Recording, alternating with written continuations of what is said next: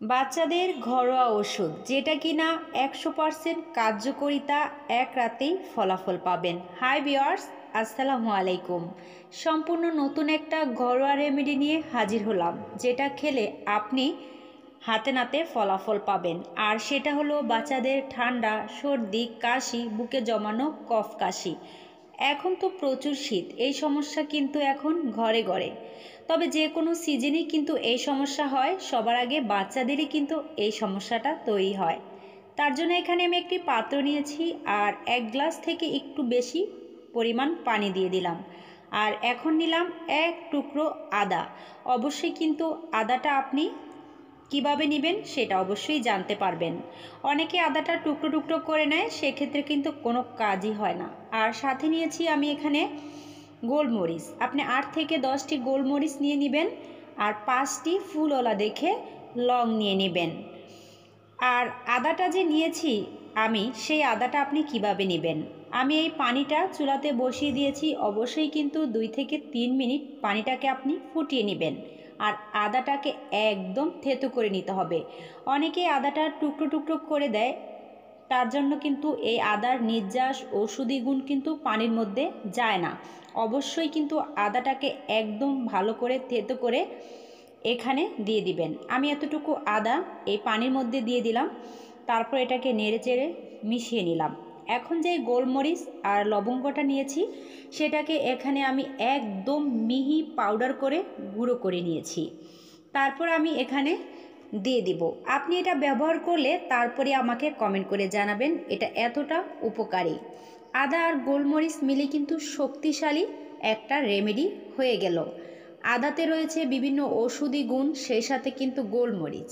আর এখান নিয়েছি আমি তুলসী পাতা। এই তুলসী পাতা যে আমাদের শরীরের জন্য কতটা উপকারী, বিশেষ করে ঠান্ডা, কফ, কাশি, সেই সাথে আমাদের শরীরের রোগ প্রতিরোধ ক্ষমতা দ্বিগুণ গুণে বাড়িয়ে দেয়। যেখানে আমি গোলমরিচটাকে গুঁড়ো করেছি, সেখানেই কিন্তু আমি এই তুলসী পাতাটাকে একদম মিহি পেস্ট করে নিতে হবে। অনেক সময় বাচ্চাদের এই ইনফেকশন হয়ে যায়, এগুলো এই পানিটা খেলে ইনফেকশন দূর করে। আর বিশেষ করে বড়দেরও কিন্তু ইনফেকশন থেকে বাচ্চাদের ইনফেকশন সমস্যা বেশি হয়। এই পানিটা খেলে আপনার ইনফেকশনগুলো দূর হয়ে যাবে। তারপরে আমি এই তুলসী পাতার রসটাকে এই পানির মধ্যে দিয়ে দিয়েছি। অবশ্যই কিন্তু আপনি তুলসী পাতাটা রস করে দিবেন, আদাটাকে থেতো করে, গোলমরিচ এগুলোকে থেতো করে নেবেন। আর স্বাদ বাড়ানোর জন্য সামান্য 1 চিমটি পরিমাণ লবণ দিয়ে দিলাম। যখনই এটাকে আপনি ফুটাবেন, তখনই কিন্তু আস্তে আস্তে এটা কালার চেঞ্জ হবে, একদম ওষুধের মতো সিরাপ আকারে তৈরি হবে। আপনি এটাকে একদম লো আঁচে আস্তে আস্তে ফুটাতে হবে, তাহলে কিন্তু কার্যকারিতা আপনি দ্বিগুণ পাবেন। 1 গ্লাস পরিমাণ পানি কিন্তু হাফ গ্লাস পরিমাণ থেকে কম চলে আসবে। তারপর আপনি এটাকে ভালো করে ফুটিয়ে নেবেন। আর এই আদা আর গোলমরিচ কিন্তু আমাদের শরীরকে গরম উষ্ণ রাখে। আর এজন্যই কিন্তু এটা বাচ্চারা খেতে একটু সমস্যা, তবে এটা কিন্তু বাচ্চাদের জন্যই। দেখতে থাকুন, জানতে পারবেন। আমি এই পানিটিকে 3 থেকে 4 মিনিট ভালো করে লো আঁচে ফুটিয়ে তারপর একটি বাটিতে ছেঁকে নিচ্ছি। অবশ্যই কিন্তু আপনি ভালো করে এই রেমেডি চামিচ দিয়ে চেপে চেপে একটু ছেঁকে নেবেন। তারপরে এই পানিটা একদম গরম গরম ভাপ উঠছে। আপনি এই পানিটা কিভাবে খাবেন?